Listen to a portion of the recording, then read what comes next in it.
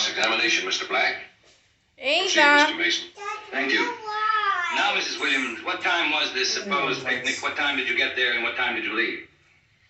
We arrived around 2 o'clock in the afternoon and left around 5:30. That was on the afternoon of August 12th, the same day Scott Shelby was murdered. Can you establish the fact that you were at the Kleiner estate between 2 o'clock and 5:30 on the afternoon of August 12th?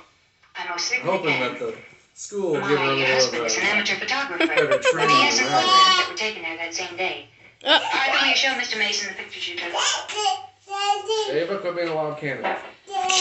Wild cannon. You're a loose cannon right now. Stop it. It keeps you from throwing stuff around there.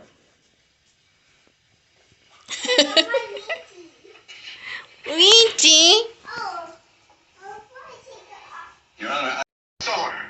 Whom did you see? Mrs. Shelby? Yes, it was her. He's a liar. How can you believe a man like that? She gave me $10,000. She was supposed to pay me no later. I got the money home. I never even touched it. Can you prove that Mrs. Shelby gave you the money? Yes, I can prove why she paid me. I never go anywhere without my cap. And on that night of the vote, I had it with me.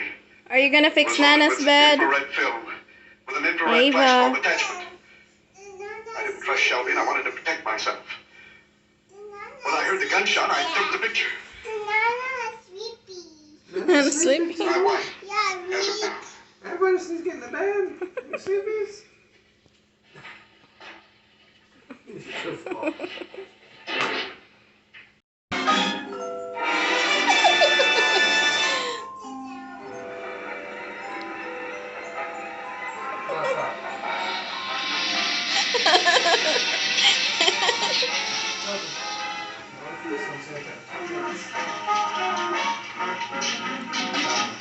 What happened last night?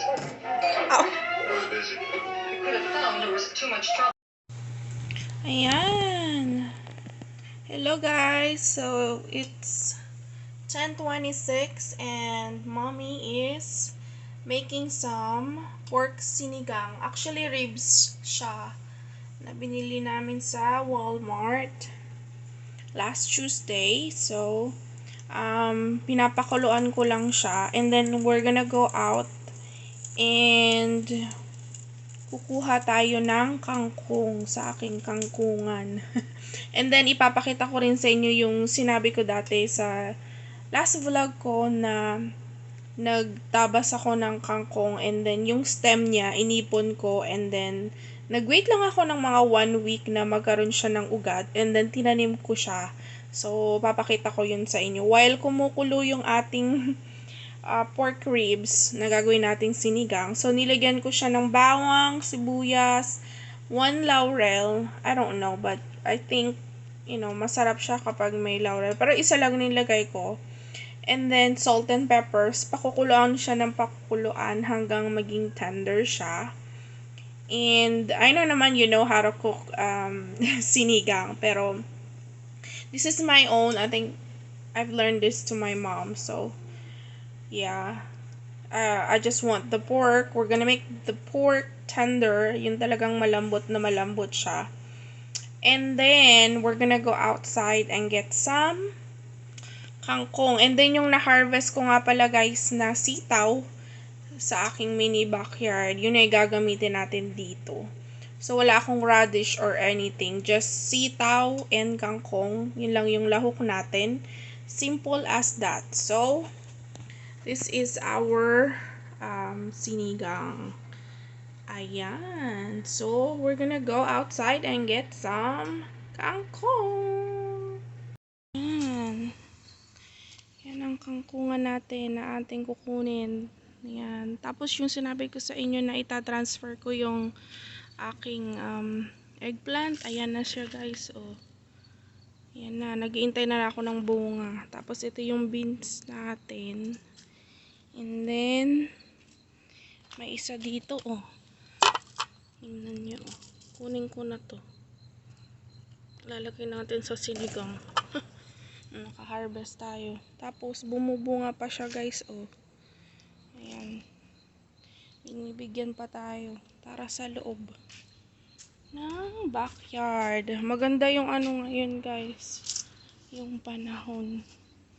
Ito yun, oh, sitaw. May isang mais. Ayan. Tapos, ito yung tomato. Ayan. Tapos, yun yung aking, itinransfer ko na yung aking eggplant. Oh. Ayan si Ava. Ayan. Tapos, ito yung sinasabi ko sa inyo, guys, oh. Yan yung stem na itinanim ko. Kukuha din tayo ng ng sili. Panglagay. Wala akong labuyo o labuyo ba to? Hindi ko alam. Pero, kukuha ako ng kaunti. Ilalagay natin dun sa sinigang. Wala kasi ako ng ito lang. Hindi naman ako bumili ng sa konti lang. Pang-anghang lang natin. Tapos ito yung, yan na siya, oh. Yan yung sinasabi ko sa inyo. Na, I don't know why there's a rock in here. Na ito yung stem, yan. Nagbunga na siya, oh. Binibigyan na nila ako. So, konti lang yung harvest natin. Kasi ilalagay lang naman natin sa ayan, oh. Tapos meron pa akong kamatis. Lalagay din natin. So, ayan. Ayan siya, guys, oh. Ha-harvest muna ako. Harvest. And guys, ang ating kangkong. Ayan, tinabasan ko na sila. Ito ang ating ilalagay sa sinigang. Oh, dami, diba? Pakinabangan na siya. Sinigang tayo. Yan, oh. Yan. So, nag-iintay na lang ako dito sa aking talong na magbunga. Yan. Yan. Ang ating harvest. Tara na sa loob. At si Ava ay kung ano nang ginagawa. Yan. Ang ating harvest na kangkong. Ayan na, guys. Kumukulo na. Pagpasok natin, kumukulo na ang ating pork ribs. Pakukuluin pa natin siya ng 1 oras. Till mag-11. Masarap kasi yung malambot na malambot. Diba, Ava, you eat the soup of sinigang? Yan, guys. Pakukuluin natin. Lalagyan ko siya ng takip. And, yan, maghihimay-himay naman tayo nung kangkong at yung ating sitaw. So, konti lang yung aking at wala naman akong binili na sili. Yun lang ang siling ilalagay ko. Kung ano lang yung meron tayo, guys.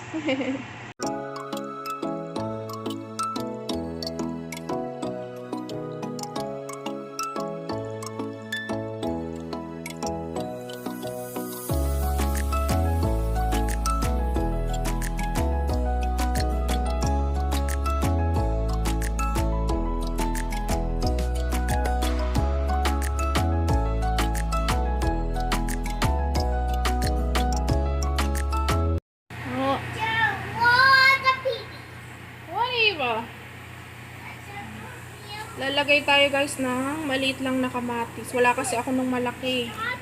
Kaya maliit lang yung ilalagay natin. Kahit ano naman kamatis, guys. Actually, cherry tomato to. Kaya lang, wala ako noong So, yan. Nilagay ko sila dyan. Pakukuluin lang natin siya, guys. Tapos, ito na yung na-harvest ko, oh. Nipon-ipon ko lang siya. Yan. And then, yung ating hinugasan na kangkong. Ang dami niya. Yan. Tapos, meron ako na stem na itinabi na ilalagay ko siya sa isang like container. Tapos, pauugatin lang natin. Tapos, itatanim natin doon. Again. So, mag-autumn na dito. So, okay yung yung weather today. Maganda siya. Hindi siya mainit. Hindi siya malamig. Ganon. Yun na yung mga gusto kong type of weather dito sa America. What? Yeah, it's unicorn. Ayan, guys, pakukuluin lang natin siya Medyo malambot na yung ating ribs ng konti. Yes, honey. Yes. Ayan. Pakukuluin lang siya. Lagyan natin ng kaunti pang tubig. Yan. Have own version, ha. Ayan. Tapos tatakpan natin siya. And then, balikan ko kayo later.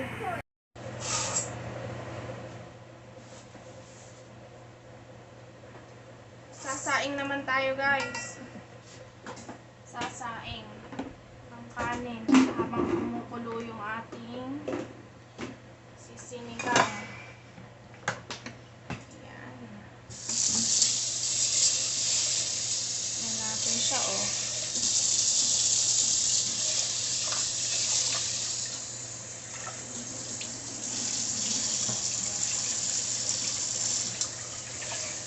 Tatlong beses.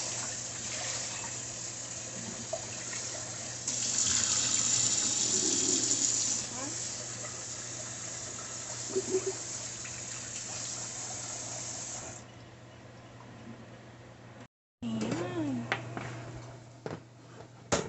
Ang ating rice. And start.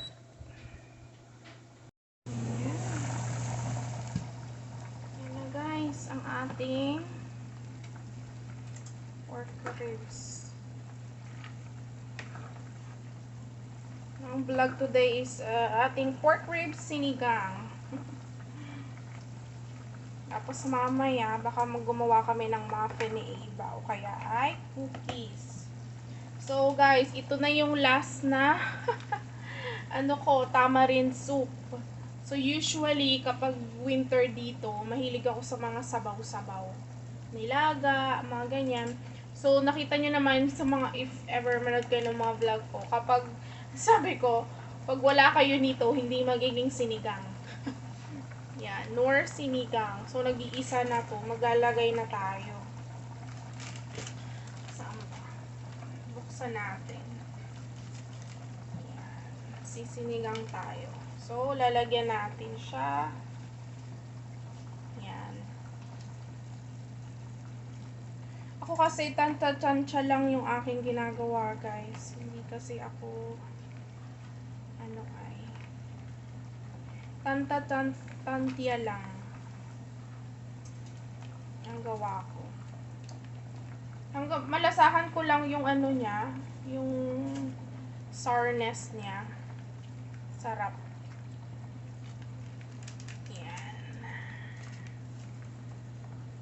Mag-ano pa tayo. Ano na siya eh. Ang tawag ko. Laksan natin ng apoy.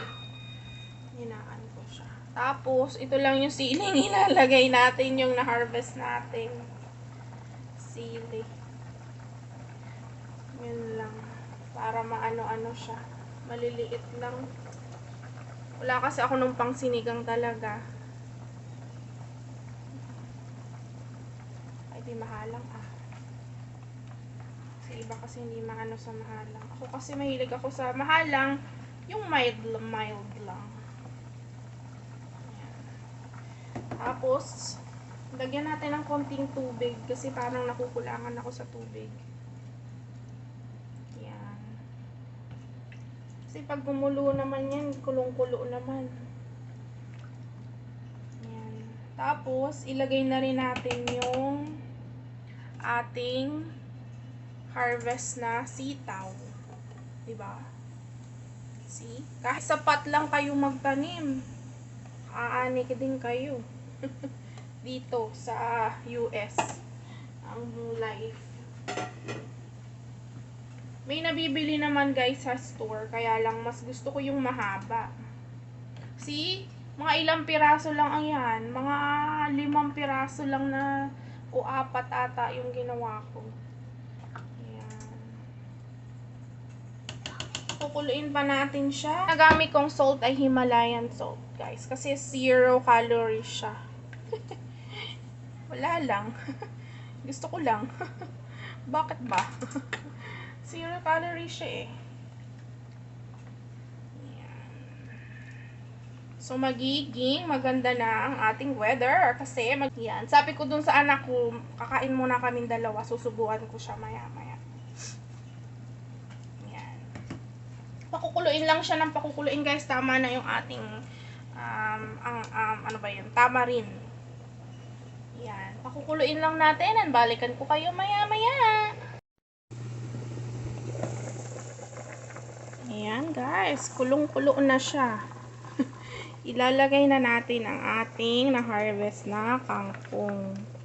Dami nito, guys. Sarap kasi pag madami. Ayan. Ayan.